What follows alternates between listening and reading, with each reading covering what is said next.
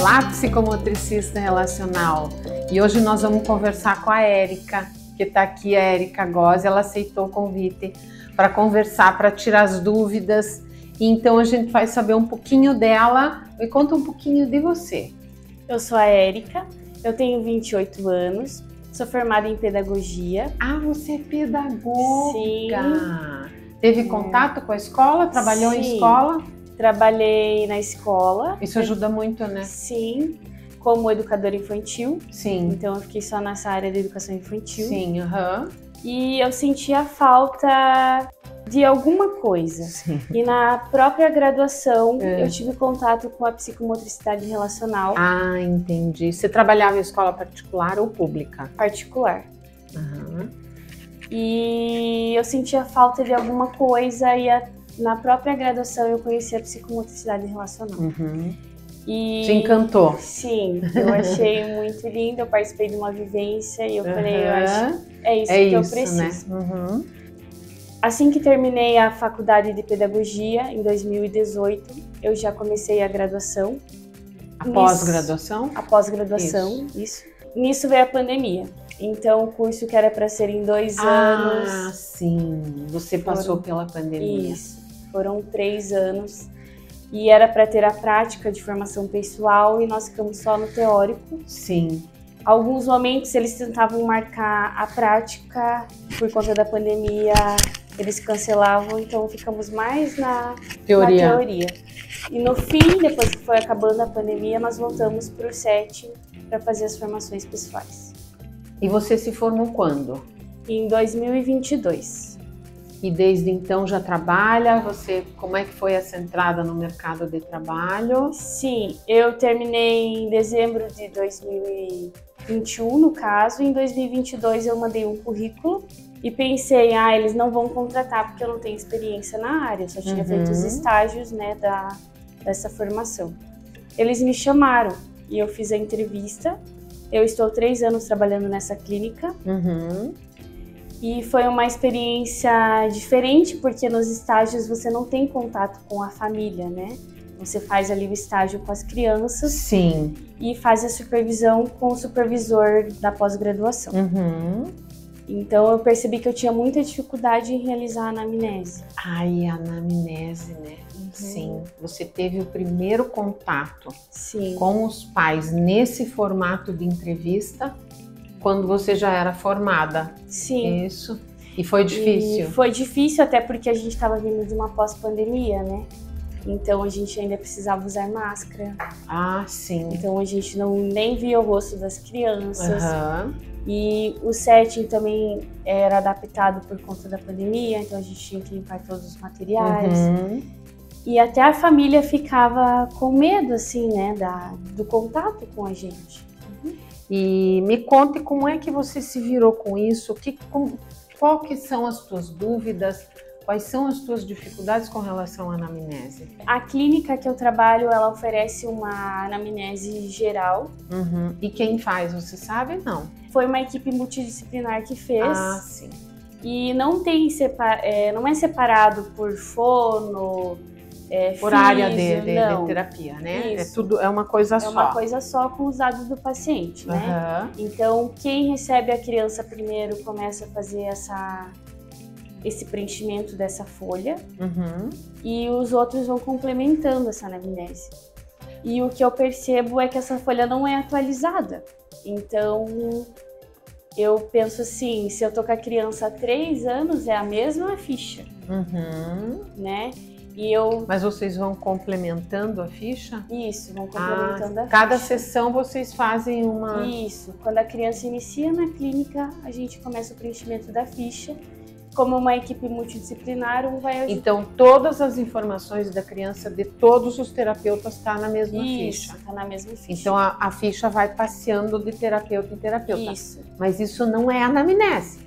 Sim. Isso é um acompanhamento da criança. Os dados da criança. Né?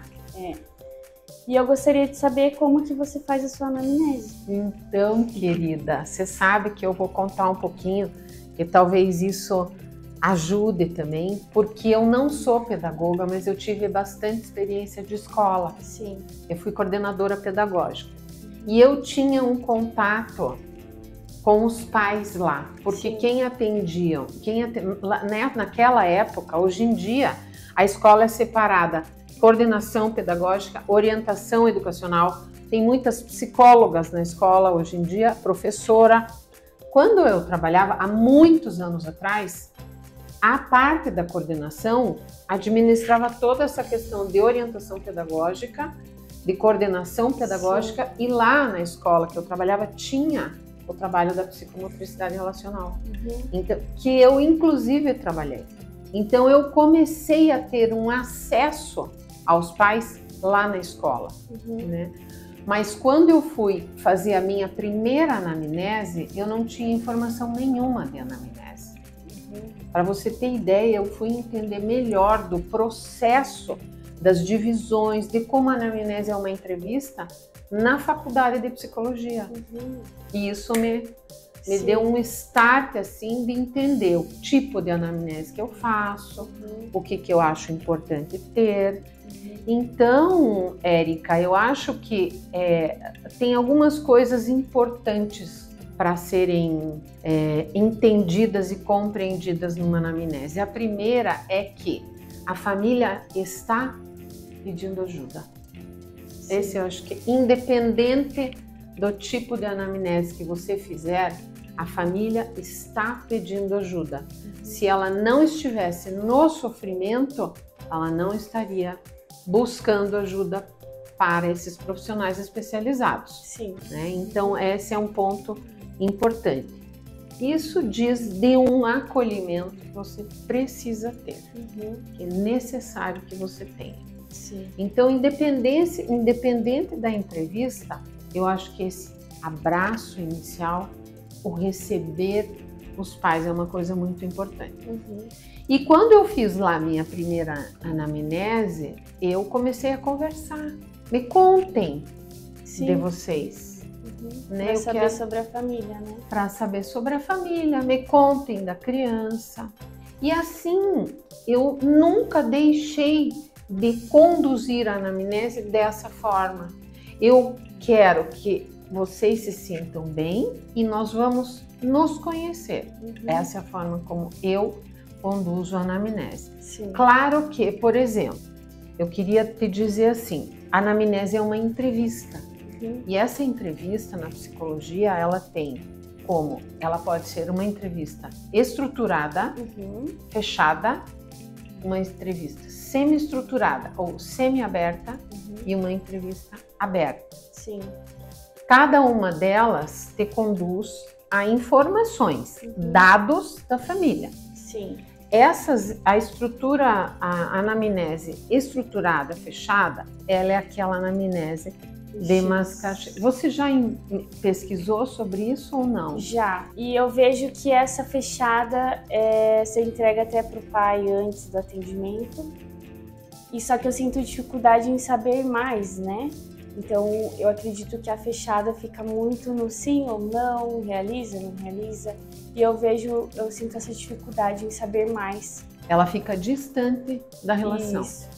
Né? Então, a anamnese fechada é assim mesmo.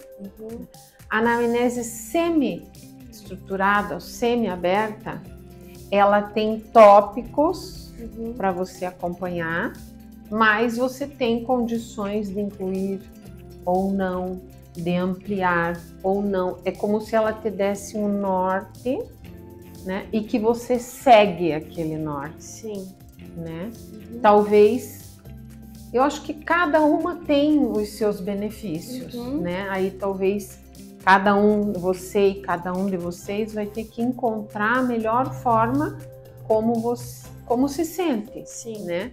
E a aberta é quando você é uma conversa aberta e você, de repente, puxa alguns assuntos em virtude do que você percebe na conversa com a família. Essa é a maneira como eu faço. Sim. E quais seriam as perguntas, assim, específicas para começar a conversa? Aí você teria, por exemplo, que já ir com essa estrutura, talvez você Então, se identifique com uma anamnese semi-estruturada. Você já faz uma estrutura, né, do que você quer saber da criança antes da família entrar. Por exemplo, pode ser histórico de nascimento, como foi a gravidez, o nascimento, histórico familiar, você tem alguma questão de doenças, alguma questão de transtorno, aí a história da escola, né? Você vai pegando as informações que a família tem para te fornecer, né? Tem pessoas que colocam informações até dos pais, né? Profissão, detalhes de onde moram, né? Localização, como é que é a rotina, como é que... A rotina sempre tem que ter, tem coisas que sempre tem que ter, né? Mas são informações que você prepara e pode ser você que prepara, porque é você que tem a condição de querer saber. Quais são as perguntas que você já tem? Como é que é a tua anamnese? A minha anamnese é para saber a questão de se a gravidez foi planejada, se não foi. Eu criei uma anamnese. Isso. Eu criei. Essa semi-estruturada, com as estruturas. Desde a gravidez, se a criança se desenvolveu normal. Isso. Como que foi... O histórico do desenvolvimento, Isso, né? O histórico do desenvolvimento dela. E nesse momento a gente já percebe às vezes alguns atrasos, se a criança já tem algum diagnóstico, né? E depois disso, quando ela entrou na escola, por exemplo, uma das perguntas que eu faço é se tem o diagnóstico, quando e o que percebeu, quem percebeu, quais as características que a criança tinha. E a partir disso eu vou trazendo o que a criança tem agora, o que ela apresenta de dificuldade, qual que é a queixa dos pais, se tem diagnóstico, se ela já tomou alguma medicação. Você toma, né? Se toma, qual a medicação que toma. Quem são os médicos, os profissionais que atendem. Isso. Tem uma coisa que é bacana também, Érica, tudo isso tá certo. Não tem nada de... Eu incluiria a questão da rotina, que eu acho que é bem importante, e eu incluiria também como os pais entendem a dificuldade que vem da escola. Quais são as percepções dos pais do que a escola fala. Sim. Né? E nessa conversa você chamou os pais, primeiro contato, o pai e a mãe juntos? Sim. Assim, a gente não pode obrigar. Né? Mas eu digo, eu adoro quando vem os dois. Eu tenho essa dificuldade na clínica. Normalmente o primeiro atendimento a gente tenta que os dois venham, mas às vezes é só o pai e às vezes a gente tem contato só com o pai ou só com a mãe. E mesmo chamando eles não aparecem. E quando eles entram pra gente falar sobre a anamnese, eu realizo a anamnese de novo só com a mãe ou só com o pai. E é muito difícil os dois estarem juntos. Porque normalmente um trabalha e o outro que traz a criança para terapia. E vocês têm que atender no horário da terapia. No horário da terapia, e não pode ser chamada de vídeo, tem que ser presencial. E a criança precisa estar junto. Então, em alguns momentos, outro profissional fica com a criança para a gente ter essa conversa com os pais. Mas então eu vou te dar uma dica. Eu acho que você estrutura essa anamnese em forma de perguntas, faz pessoalmente com uma delas e manda para o outro preencher em casa. Tá. Eu acho que é uma porque assim, aí entra uma outra parte do nosso trabalho, que é a decodificação. Você já pode decodificar, Érica, na anamnese. Sim. Então, mesmo na leitura de quem escreve em casa. Tá. E de que forma que eu posso fazer essa decodificação? Aí tem que fazer o curso. Porque a decodificação é uma forma de você ler. Sim. É a transformação de algo que está em código para algo que faça sentido naquele contexto. Mas ela começa já na anamnese, sabe? Quando você consegue perceber alguns dados, porque são coleta de informações que você tem para você começar a fechar uma avaliação que termina num plano terapêutico. Mesmo que essa informação venha pelo papel e que a pessoa esteja distante. Porque a gente também, Érica, tem que lidar com o que a gente tem. Sim. A gente não pode obrigar. Então, numa pessoa que, né, a família, mãe e pai, já estão casados, já é ótimo. Um dos dois tem que trabalhar. Se não pode ser online, é difícil que você consiga reunir os dois no mesmo momento, no horário da terapia, para conseguir conversar com você. Então, que essa comunicação venha por papel pode também contribuir com esses dados importantes para você ter para o plano terapêutico da criança. Sim. E você pode incluir coisas também que normalmente não estão na anamnese, assim, como você se sente com relação às dificuldades dele. Sim. Isso não está no plano terapêutico. Não, isso não está na anamnese, isso não, normalmente não tem uma pergunta desse nível. Você pode incluir também como se estabelecem as relações no ambiente familiar. Se é mais fácil com a mãe, se é mais fácil com o pai, dê exemplos. Sim. Na clínica onde eu trabalho tem várias crianças que os pais são separados, né? E às vezes a queixa de um é diferente da queixa do outro. Talvez a mãe é mais permissiva, o pai não, então a mãe já vê dificuldade, né? Ela permite mais e o pai não. O pai já vê dificuldade, a criança se frustra com facilidade. Então, às vezes tem até divergências, né? E agora, como é que você tem duas informações diferentes da criança?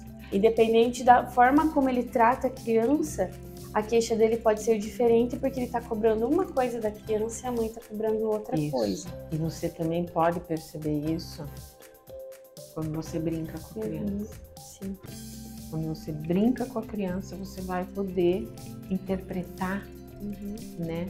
Porque ele pode, de repente, ter uma relação exatamente como a mãe fala, com a mãe, e uma relação exatamente como o pai fala com o pai, né? E no setting, quando tem a figura feminina e masculina, dentro do setting, trabalhando juntos, a gente percebe muito isso, né?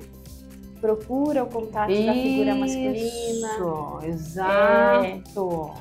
Como é a relação com a figura masculina? Como é a relação com a figura feminina? E esse brincar simbólico, às vezes ele busca muito mais o pai do que a mãe. Ou vem de uma forma de agressividade simbólica, né? Sim, então tem tudo isso. Sim. E aí já começa a decodificação dentro do setting, né? Sim. Deixa eu te perguntar uma coisa. Existe uma anamnese que é feita pela clínica. Isso. Numa folha que acompanha a criança. Isso. O desenvolvimento da criança.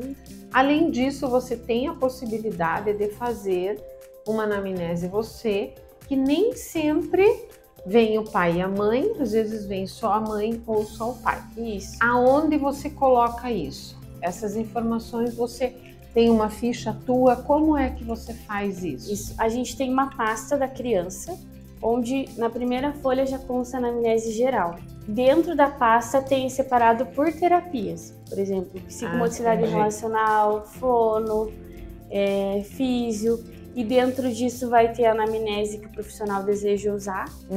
Ele pode usar só a geral, é aberto isso, ele pode tomar essa decisão de fazer sua anamnese ou não, e depois a anamnese é sua avaliação.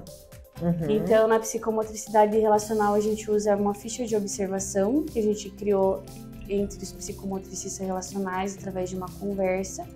Criamos essa ficha de observação. Depois da ficha de observação, a gente criou os objetivos para trabalhar com a criança. Tem a médio prazo e a longo prazo. trabalhar tempo de permanência, estimular a funcionalidade do brincar, a interação com o outro. Então, tem vários aspectos a ser trabalhados. Depois que realiza essa anamnese com os pais e o plano terapêutico, a gente cria a anamnese junto com os pais, uma conversa. Faz a anamnese. Tá. Atua a anamnese. Isso, daí eu faço uma ficha. E coloca lá na pasta da criança. E você busca essa ficha de tempo em tempo ou não? Sim, a cada conversa com os pais, eu atualizo essa ficha, né? Sim. Então eu coloco a data, por exemplo, às vezes eu nem vou realizar a anamnese, mas a mãe quer conversar comigo numa situação que aconteceu na escola. Ótimo. Então eu pego essa ficha e vejo, ele tá com dificuldade de interação. Mas quando a gente conversou, tá indo bem. O que aconteceu? Sim. Aconteceu alguma coisa? Você registra tudo. Eu registro e coloco a data. Ótimo. E coloco até com quem eu conversei. Às vezes até pai, mãe. Sim. Então, eu sempre tento atualizar essa anamnese. E a ficha de observação eu atualizo de 6 em 6 meses, que é o plano... O plano pede pra gente atualizar de 6 em 6 meses. É bastante plano Isso. de saúde, né? Isso. E para atualizar essa ficha de observação e depois da observação eu atualizo o plano terapêutico e apresento para os pais. Então a gente tem que atualizar de 6 em 6 meses.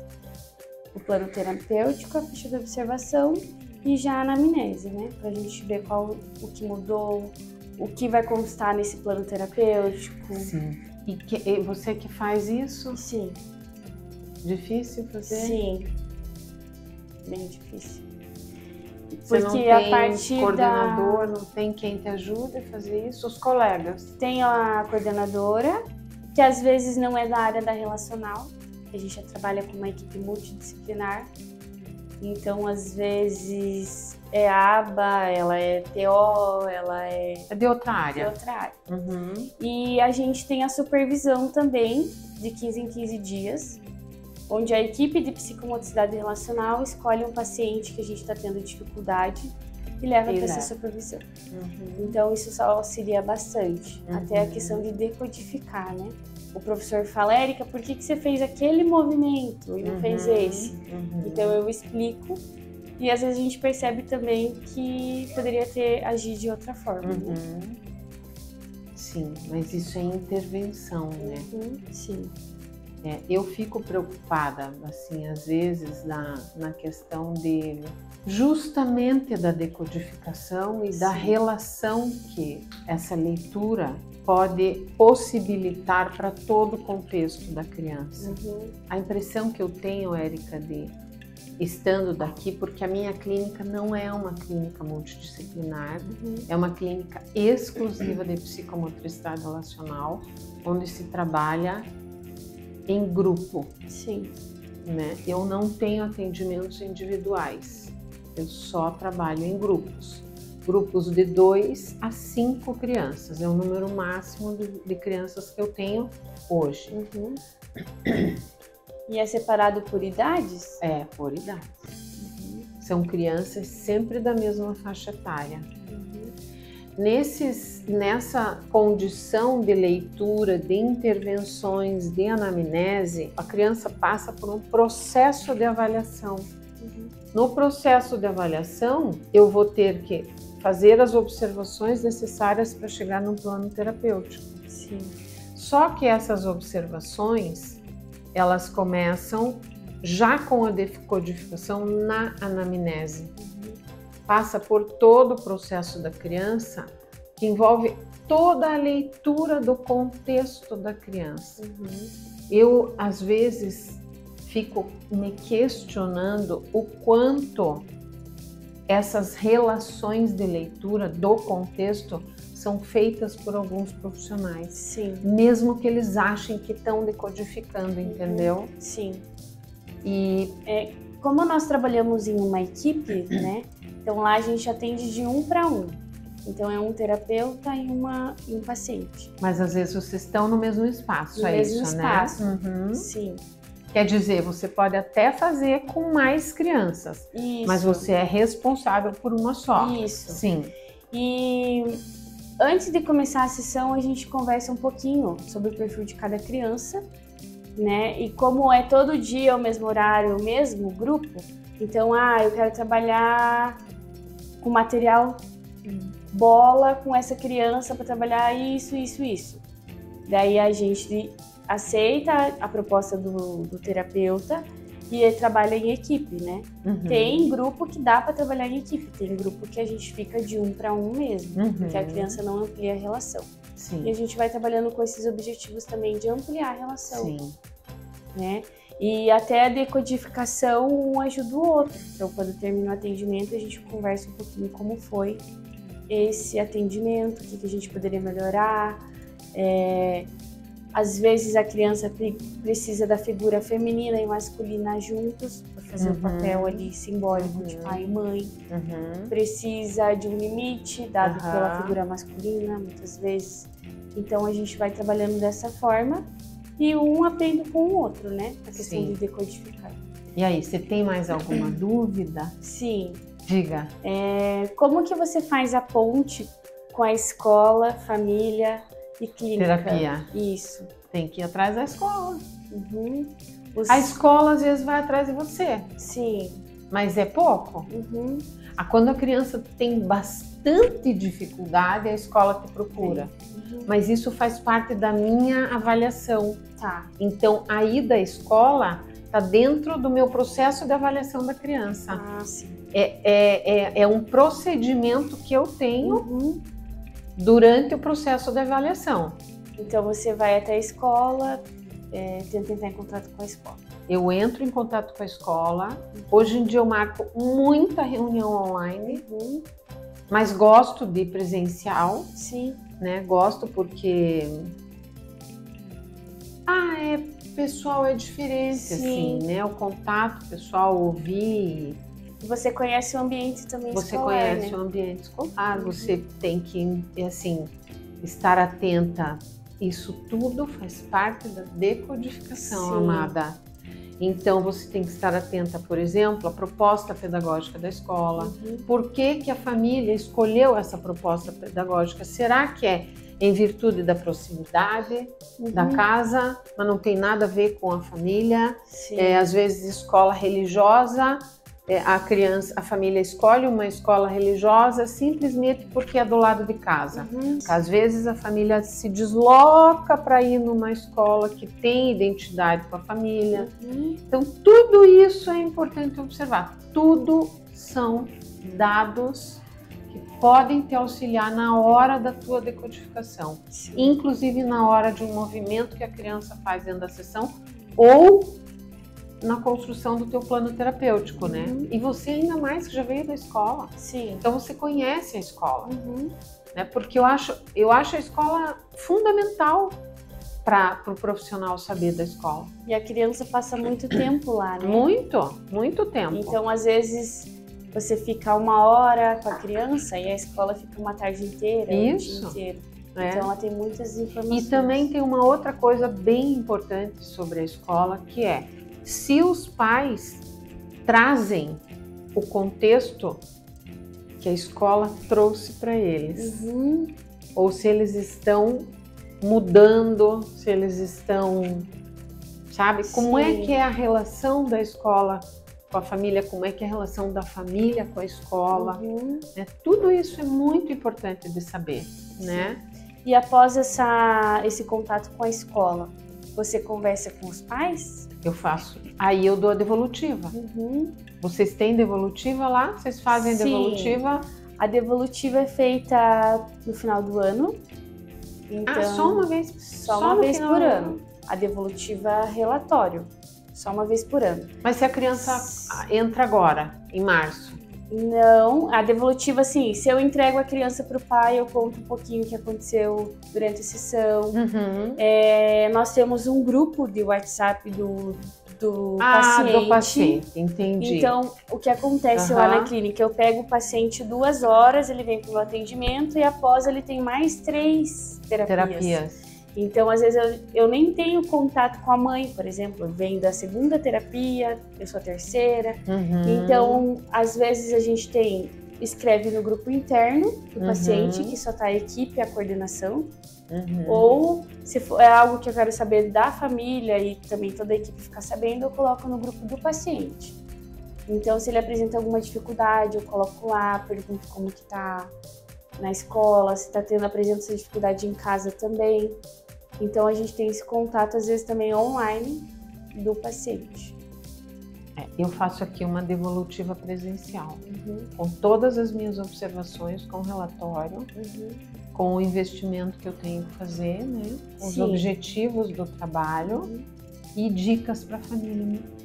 Em casa. Então, no final do ano, a gente faz essa devolutiva escrita e a gente apresenta para os pais presencial também.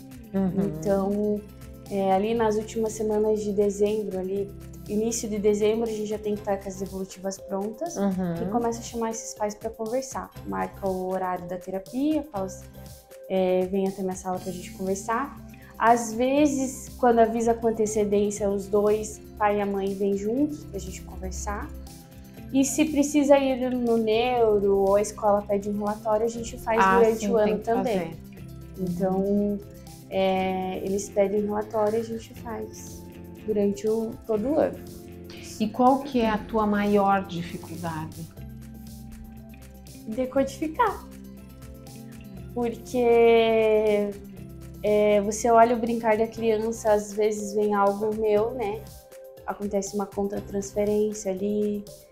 Então, às vezes tem que deixar o meu movimento com as minhas experiências e pensar na criança, né? Não deixar que os meus desejos camuflem a criança. Então, eu acho que essa é uma questão muito importante. Porque ali a gente está trabalhando a criança, observar a criança, estar disponível corporalmente do que a criança traz pra gente. E brincar. Eu acho que estar disponível para brincar é essencial. Sim. Mas a decodificação Se você não consegue decodificar, você não chega a um ponto que não avança. E até eu participei da sua aula porque estou fazendo uma supervisão de um paciente e o professor quer que a gente coloque citações sobre o que a gente está vendo que justifique essa decodificação. E eu pensei, agora eu tenho que sair da zona de conforto. Então eu comecei a ler, comecei a buscar e uma das coisas que aconteceu é que eu participei da semana de decodificação e aproveitei muito, assim, muitas coisas que às vezes a gente deixa passar e não observa no movimento da criança.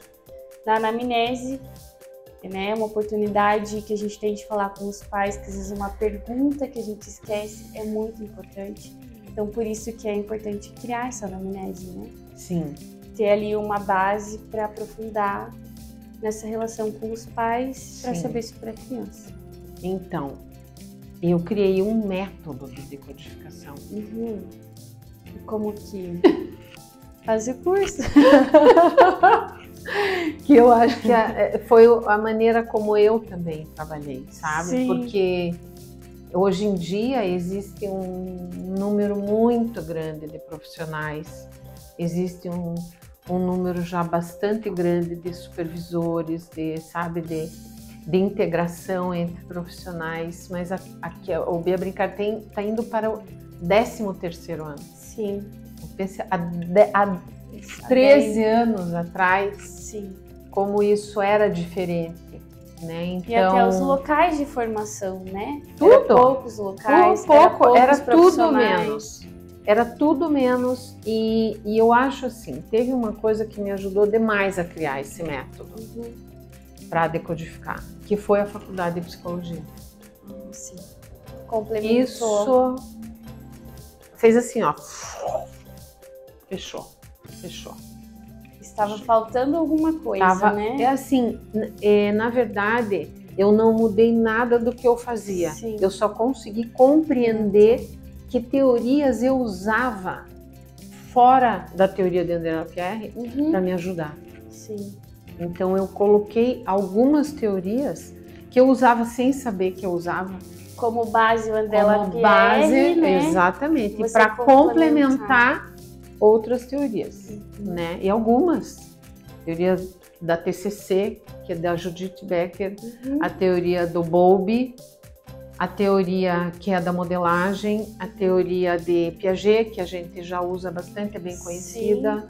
Né? Então tem algumas teorias que complementam e que fazem disso o mapa conceitual, que é uma coisa que eu uso na decodificação, no método, e que eu trouxe da escola, né, da proposta da escola, porque nós tínhamos uma proposta de projetos, a gente usava muito mapa conceitual, então eu falei... E uma coisa ligou a outra, né? Uma Sua coisa base ligou a era outra. ali André Lapierre. Porque você demora foi pra muito. psicologia. Você entender esse contexto da criança demora muito. Né? E com o método a gente tem a intenção de facilitar, né? Que mais? Após você fazer essa anamnese, esse contato com a escola, brincar com a criança no setting, decodificar algumas coisas, como que você faz essa orientação para os pais? É uma parte que é uma das partes que eu, na verdade, eu gosto de tudo, assim, mas essa orientação é uma delícia, porque com base você veja como é que é importante a decodificação. Se eu não tivesse uma leitura tão adequada da criança, essa minha devolutiva, essa orientação, ela ficaria meio perdida, porque não faria sentido para eles. E é difícil que o que eu falo não faça sentido para os pais. Isso faz com que os pais tenham mais confiança no trabalho. E faz também com que eu seja muito assertiva. E aí, a consequência disso é que eles conseguem investir em casa e ajudar a criança nos outros contextos. Eu faço muito isso, muito. Tem famílias que precisam muita orientação. Sim. E eu percebo lá na clínica essa questão, os pais estão perdidos. Sim. Eles não sabem qual que é o lugar da mãe, qual é o lugar do pai. Sim. E muito menos aonde que está essa criança, né? Sim.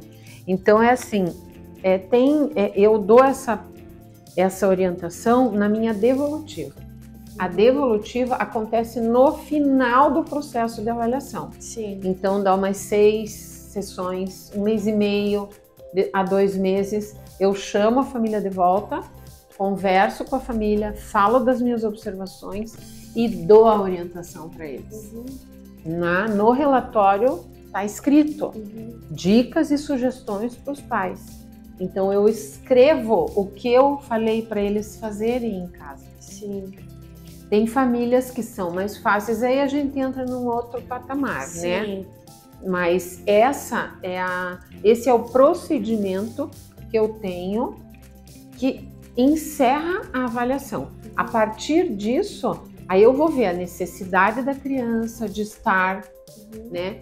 A necessidade dos pais de terem mais devolutivas, né? De terem mais proximidade. Eu deixo aberto o meu canal de WhatsApp.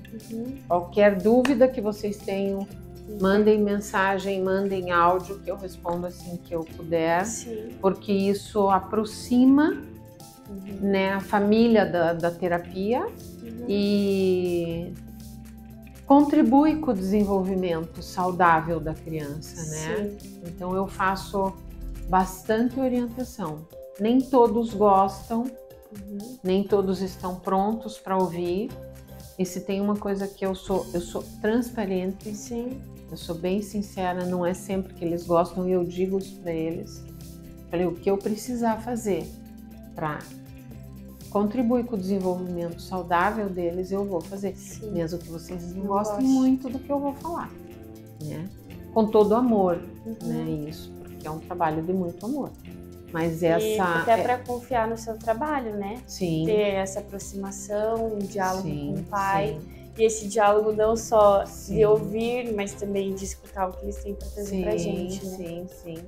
Mas eu entendo que a dinâmica de vocês nessas clínicas maiores, multidisciplinares, é um pouco mais complicada em virtude da agenda, né? Agenda de vocês, agenda da criança, agenda dos pais. Então tem que ser feito Isso. né, uns ajustes que, né, eu acredito que essa seja a nossa maior dificuldade, né? Porque a gente trabalha numa equipe multidisciplinar, a gente tem que conversar enquanto equipe, trabalhar com os mesmos objetivos. Sim. E os mesmos objetivos devem ser passados para os pais, que eles também trabalhem junto. Sim. A escola, os pais e a clínica, né? E eu acho que a maior dificuldade também é essa ponte. Porque às vezes a gente não tá falando a mesma língua. É, isso é péssimo. É bem... Na verdade, se um vai para lá, né, outro vai para lá, não se encontra. Não. Quem sofre mais com isso é a criança. Sim. Né? É a criança. Você realiza a anamnese em uma sessão só? Só. Tenta falar em 1 hora? Tá. Lá a gente é 40 minutos. Na verdade... É só de pegar a criança na recepção e já entrar. Na verdade, eu não limito o tempo da anamnese. Entendi. Tem famílias, eu separo na minha agenda 1h30 de anamnese. Tem umas anamneses que vão 1h30, tem umas que vão 1 hora. Normalmente é 1 hora, né? Às vezes a família precisa desse tempo para falar mais, né? O plano terapêutico é mais para mim. Eu não exponho o plano terapêutico para os pais. Sim. Eu coloco os objetivos que eu vou trabalhar, né? Que lá tá listado no relatório, né? Como os objetivos. Mas o que eu vou fazer dentro da sessão, com a linguagem da psicomotricidade relacional, eu faço para mim, porque eles não entendem. Sim. Eu não vou usar uma linguagem para eles que eles não entendam. Eu descrevo os objetivos, mas eu tento ser o mais próximo da linguagem que eles entendam. Sim. E que vai fazer sentido para eles. Né? Aí eu faço esse plano terapêutico e vou acompanhando de tempos em tempos. Então, por exemplo, eu já tentei de tudo disso.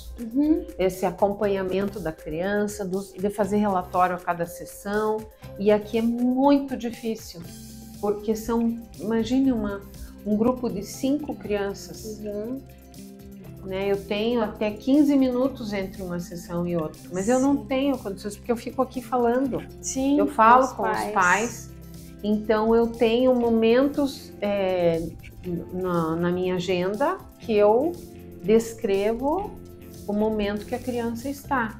E quando surge algo na sessão que eu vejo que é uma mudança de comportamento ou uma reflexão importante da criança a respeito do conteúdo que ela precisa trabalhar, eu também vou lá. Sim. E registro. Mas isso também, esse plano terapêutico, Érica, ele vai mudando em virtude do tempo que a criança vai se desenvolvendo no grupo. Então, às vezes, a criança que chega com uma queixa, com uma demanda, ao longo do trabalho terapêutico, ela satisfaz essa queixa, ela já não precisa mais investir nesse tipo de dificuldade, mas aparecem outras dificuldades. E que, dependendo da idade da criança, é importante que apareçam. Né? Aí você faz um novo plano para o que está aparecendo no momento, né? Mas é dessa forma que eu faço. Não é um plano engessado, não, né? Ele vai se alterando conforme a criança. E tem coisas assim, por exemplo, tem dificuldades que estão muito ligadas ao ambiente familiar. Sim. Né? Então, por isso que é importante a orientação com os pais. Né? Então, às vezes, esse investimento, você nada e morre na praia porque o ambiente familiar ainda está num formato que não teve mudanças, não conseguiu fazer esse investimento, né? Atitude, talvez, sim, né? Mas é isso. Boa conversa, né? Sim. Muito obrigada. Eu que agradeço por estar aqui, conhecer esse espaço maravilhoso. Que bom. E que continuamos conversando sobre isso, né? Tendo dúvida, ó, manda lá. Sim. Né? Manda lá, a gente vai continuar com as aulas. Sim. Vamos lá, divulgando. Você será muito bem-vinda. Obrigada. Tá Vamos bom? decodificar. Tchau, pessoal. Tchau.